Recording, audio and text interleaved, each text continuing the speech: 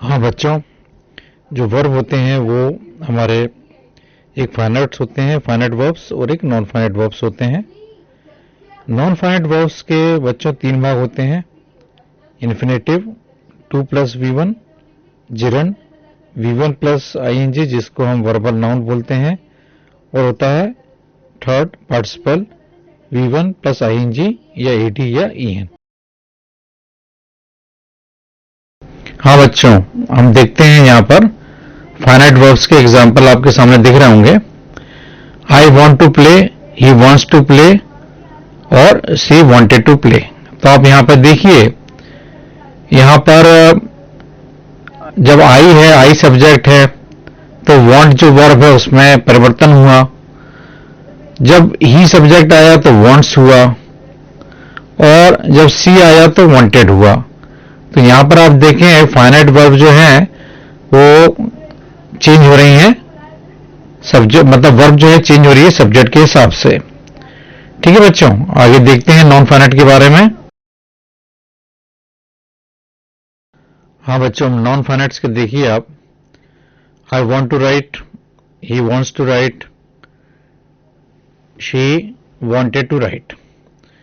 तो non finite में आप देखिए, यहाँ पर नॉन फाइनाइट में ये जो टू राइट है ये इन्फिनेटिव है, तो यहाँ पर कुछ परिवर्तन इसमें नहीं हो रहा।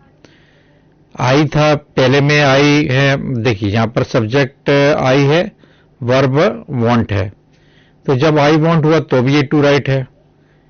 जब सब्जेक्ट ही और वर्ब में परिवर्तन हुआ लेकिन इसमें फिर भी ये टू राइट है। फिर तीसरे में सी के साथ में पास्ट लगा तो भी टू राइट है। तो नॉन फाइनाइट जो है बच्चों, वो ना तो सब्जेक्ट और वर्ब के हिसाब से अपने आप को नहीं बदलते। ठीक है बच्चों, ये वो तीन प्रकार के होते हैं, एक जेरंड होते हैं, एक इन्फिनेटिव होते हैं, और एक पार्टिसिपल होते हैं। यहाँ पर जो टू के साथ में वर्ब की फर्स्ट फॉर्म आती है वो इन्फिनेटिव होते हैं। तो ये यहाँ पर इन्फिनेटिव का एग्जाम्पल आपको देके समझाया गया है। आगे देखते हैं। हाँ बच्चों, नॉन फाइनाइट्स हमारे ये तीन प्रकार के होते हैं। मैंने आपको बताया था infinitive to plus V one, gerund जिसको हम वर्बल नाउन बोलते हैं, V one plus I N G, और पार्टिसिपल जो है बच्चों वर्बल एडजेक्टिव्स होते हैं। इसमें हम वी वन के साथ में आई एन जी का जो प्रेजेंट वाले होते हैं प्रेजेंट पार्टिसिपल, फिर जो एक इसमें प्रेजेंट पास्ट में ईडी, वी वन के साथ में ईडी फॉर्म ईडी लगाते हैं, ईएन भी लगाते हैं, और जो हैविंग के साथ में वर्ब की थर्ड फॉर्म लगा के हम जो बनाते हैं पार्टिसिपल, वो आपके जो है क्या होते हैं, एक तो हो गया प्रेजेंट, एक पास्ट और एक परफेक्ट। ठीक है, तो ये तीन तरह से। तो बच्चों हमारे जो है पार्टिसिपल कितने तरीके से हो गए, तीन तरह के हो गए। तो इसमें आपको जो है बिल्कुल भी दिक्कत नहीं होनी चाहिए। आगे देखते हैं हम लोग। तो इन्फिनेटिव होते हैं टू प्लस वी वन, जैसे to go, to eat, to laugh. तो एक इन्फिनेटिव होते हैं बच्चों बेयर इन्फिनेटिव, एक टू लगा होता है और एक में टू नहीं लगा होता। तो जो इन्फिनेटिव विदाउट टू होते हैं उनको हम क्या कहते हैं, बेयर इन्फिनेटिव। आगे देखते हैं। हाँ बच्चों, यहाँ पर देखिए जो मैंने अभी आपको बताया, इन्फिनेटिव विद टू और इन्फिनेटिव विदाउट टू। तो जो लेट मी गो है दूसरा, ये जो है ये बेयर इन्फिनेटिव है, इसमें टू नहीं लगा। और जो अलाउ मी टू गो, ये इन्फिनेटिव विद टू का एग्जांपल है। आगे देखते हैं। हाँ बच्चों, यहाँ पर आप देखिए एग्जाम्पल जिरेंट्स। जिरेंट्स क्या होते हैं? वर्बल नाउन होते हैं, वी1 प्लस आईएनजी, और वर्ब और नाउन के रूप दोनों में काम करते हैं। जैसे वॉकिंग इज एन एक्सरसाइज, यहाँ पर वॉकिंग जो है जिरेंट है। ही लाइक्स रीडिंग स्टोरीज, रीडिंग यहाँ पर क्या है? ये भी एक जिरेंट है। और they are fond of playing cards, ये भी प्लेइंग यहाँ पर जिरेंट है। तो बच्चों आप देखिए यहाँ पर जो वॉकिंग इज एन एक्सरसाइज, इसमें जिरेंट जो है शुरुआत में आया है सब्जेक्ट के रूप में, उसके बाद में जो है जिरेंट जो है बाद में आया है, ठीक है, ऑब्जेक्ट के रूप में आया है। तो इस तरह से जो है जिरेंट जो है बच्चों सब्जेक्ट के रूप में भी आता है, ऑब्जेक्ट के रूप में भी आता है, कंप्लीमेंट के रूप में भी आता है, और इसमें हम और डिटेल में आगे पढ़ते हैं। तो बच्चों हमने ये देखा कि जो जिरेंट है it works as a noun and a verb. दो एग्जांपल देखते हैं, ही लाइक्स रीडिंग स्टोरीज और शी बिगेन वॉकिंग स्लोली। तो यहाँ पर जो है रीडिंग जिरेंट है और वॉकिंग जिरेंट है, और ये दोनों के रूप में काम करते हैं, नाउन के रूप में भी और वर्ब के रूप में भी। आगे देखते हैं। अब देखिए आप जिरेंट जो है उसका यूज देखिए as a subject of a verb, verb का सब्जेक्ट। जैसे walking is an exercise, reading is my favourite pastime, swimming is good for health, और hunting tigers is a favourite sport in many countries. तो आप देखेंगे बच्चों यहाँ पर जो जिरेंट है, जैसे वॉकिंग है, वो सब्जेक्ट वर्ब मतलब शुरुआत में आ जाए, और आपको मालूम है कि शुरुआत में अगर सब्जेक्ट के रूप में कोई चीज आ रही है तो वो नाउन ही होगी, है ना। तो नाउन के रूप में भी है ये, और आईएनजी भी है, तो वर्ब के रूप में भी है, ठीक है बच्चों। तो ये जो है वर्ब का, जहां पर देखिए यहाँ पर इज जो है, इज आपका हेल्पिंग वर्ब है, इसका सब्जेक्ट है। दूसरे में जो है इज जो है उसका सब्जेक्ट है। तो यहाँ पर जो है वर्ब का सब्जेक्ट है, और सब्जेक्ट है तो मतलब नाउन के जैसे भी है और वर्ब के जैसे भी है, ठीक है बच्चों। आगे देखते हैं हम लोग। अब बच्चों ऑब्जेक्ट के रूप में जिरेंट देख लेते हैं as a object of a verb. He likes reading poetry. तो यहाँ पर आप देखिए, यहाँ पर जो रीडिंग है ये ऑब्जेक्ट, लाइक्स जो है वो मेन वर्ब है, इसके ऑब्जेक्ट के रूप में ये यूज हुआ है, रीड प्लस आईएनजी। उसी प्रकार से children love making mud pots, यहाँ पर भी जो है, यहाँ पर मेकिंग जो है आपका ऑब्जेक्ट ऑफ ए वर्ब है, जिरेंट है मेकिंग। और उसी प्रकार से राम एंजॉयज फ्लाइंग काइट्स, तो ये फ्लाई प्लस आईएनजी फ्लाइंग है, ये ऑब्जेक्ट है, ठीक है, ऑब्जेक्ट ऑफ ए वर्ब, यहाँ पे वर्ब एंजॉयज है। तो ये बच्चों यहाँ पर जिरेंट जो है सब्जेक्ट के रूप में नहीं आया, अपितु ऑब्जेक्ट के रूप में यूज हुआ है। आगे देखते हैं। As a object of preposition like a noun. अब देखिए आप, यहां पर मैंने आपको एग्जांपल बताया, he is fond of swimming. तो यहां पर आप देखिए, यहां पर स्विमिंग जो है ये प्रेपोजिशन का ऑब्जेक्ट है। प्रेपोजिशन यहां पे हमारा ऑफ है, और स्विमिंग जो है यहां पर ऑब्जेक्ट तो है, लेकिन ये प्रेपोजिशन का ऑब्जेक्ट है, और यहां पर प्रेपोजिशन का ऑब्जेक्ट है तो ये भी जिरेंट के रूप में है।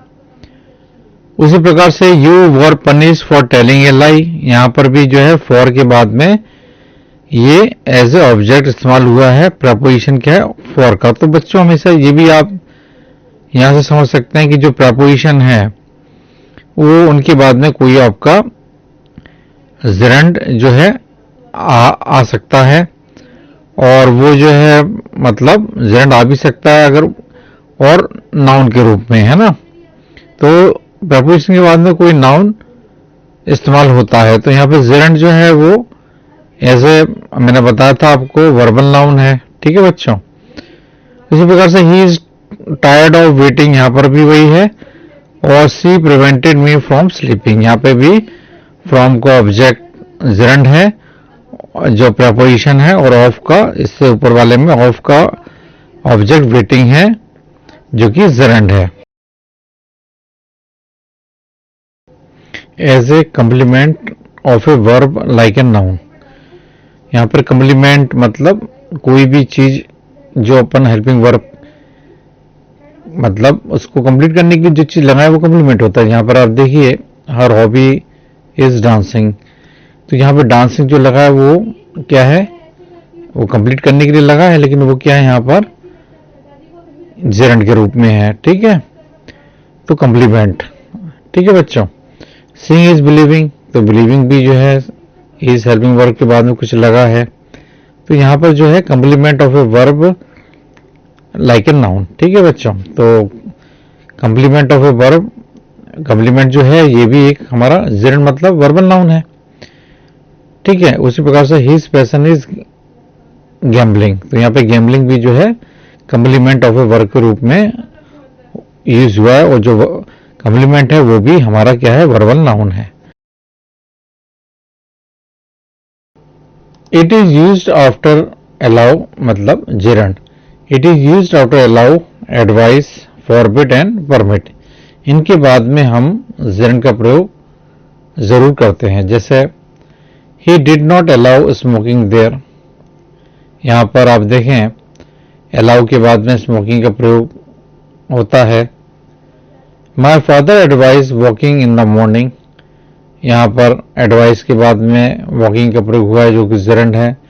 She forbid going out in the sun, forbid के बाद, और the house owner permitted teaching the children in his building.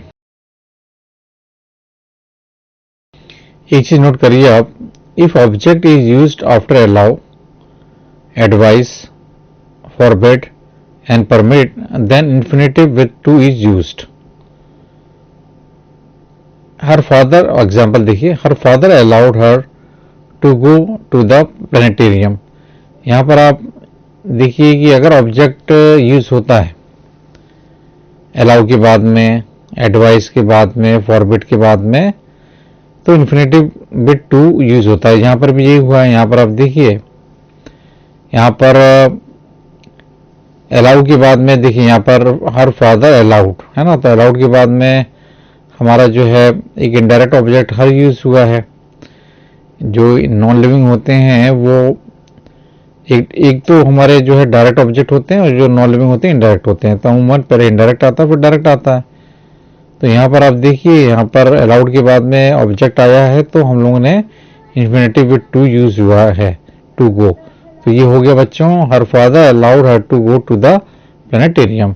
और उसी प्रकार से फॉरबिड के बाद में भी मी ऑब्जेक्ट इस्तेमाल हो रहा है, तो टू इन्फिनेटिव विद टू इस्तेमाल होगा। तो she forbid me to go out at midnight. Gerund is used after prepositions from, before, after, at, in, on, by, without, for, to, or besides. For example, he saved her from drowning. On Rajgira, he phoned me. The Indian team was hopeful of winning the match. Or after taking breakfast, he went to the office.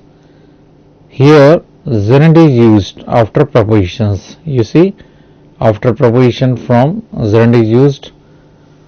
Drowning, likewise, after on reaching Rajgira, he phoned me.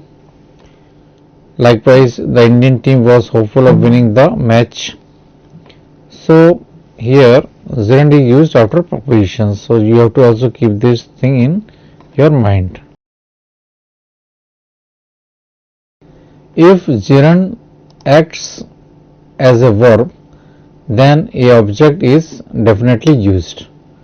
अगर gerund का प्रयोग बच्चों verb के रूप में अगर हम करते हैं तो उसके बाद में ऑब्जेक्ट जरूर आएगा। जैसे he was good at playing hockey, यहाँ पर देखिए उसके बाद में जो है gerund है, जो यहाँ पर देखिए gerund इसमें प्लेइंग है ना, तो प्लेइंग यहाँ पे जरंड है, तो यहाँ पर जो है ये वर्ब के जैसे यूज हो रहा है, तो जो ऑब्जेक्ट जो है जरूर आएगा, हॉकी आया, ठीक है, बाद में object.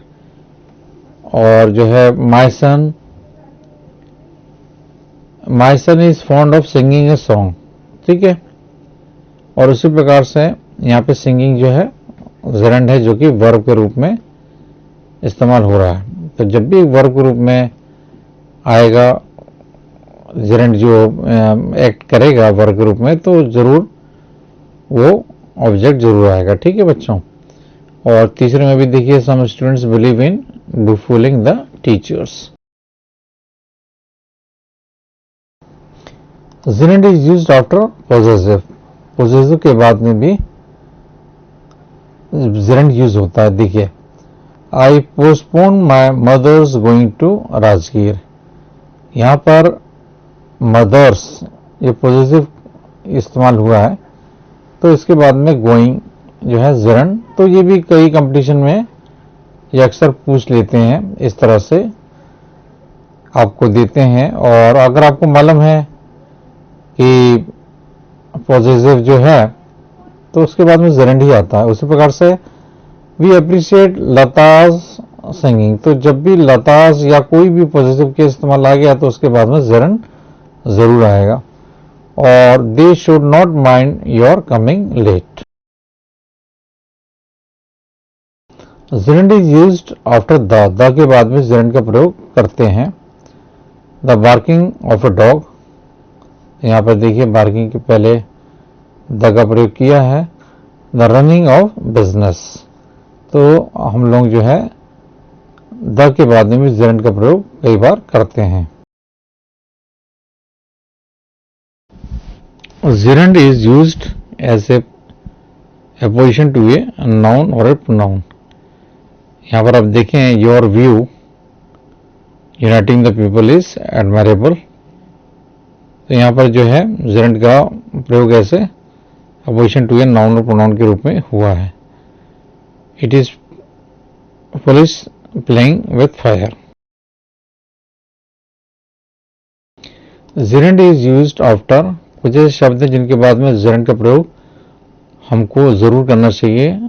Avoid, enjoy, mind, hate, worth, any use, some use, much use, no use, no good, any good इत्यादि, इनके बाद में जरूर हमको gerund का प्रयोग करना चाहिए।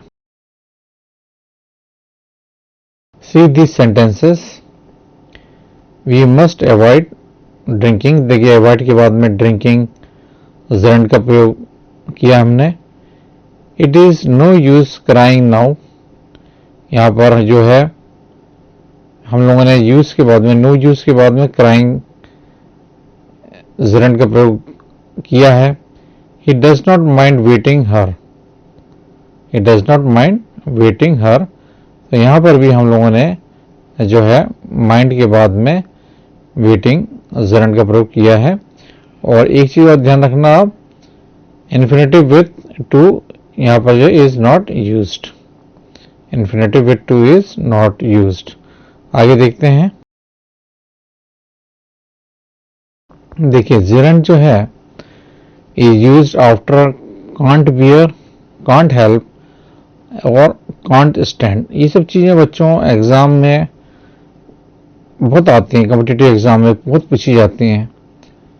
और आज से अभी से अगर आप इस पे ध्यान देंगे, तब जाके आपको ये आपको एकदम से परफेक्ट होंगे इसमें आप। तो a baby can't bear living away from its mother, और you cannot help laughing at her foolishness. तो यहाँ पर देखिए आप कि कांट बियर, कांट हेल्प और कांट स्टैंड के बाद में भी हम लोग gerund का प्रयोग करते हैं। तो यहाँ पर भी लिविंग आया है और इधर भी लाफिंग आया है। gerund is used in passive sense after verbs need and want. यहाँ पर बताया गया है कि नीड और मतलब नीड और जो वांट इन वर्ब के बाद में जेरेंट जो है पैसिव में यूज होता है। योर कार नीड्स पेंटिंग, है ना, योर कार नीड्स पेंटिंग। तो यहां पर आप देखेंगे कि हम लोगों ने पैसिव सेंस में जो है नीड और वांट के बाद में, तो नीड यहाँ पे देखिए नीड के बाद में, नीड्स के बाद में पेंटिंग आया है, और your car needs to be painted. ठीक है बच्चों, फिर उसके बाद में जो है द बाइसिकल वांट्स रिपेयरिंग और the bicycle wants to be repaired. तो यहाँ पे इन्फिनेटिव के रूप में भी बताया है और जेरेंट के रूप में। तो आपको तो मालूम ही है दोनों का यूज एक जैसा है काफी हद तक।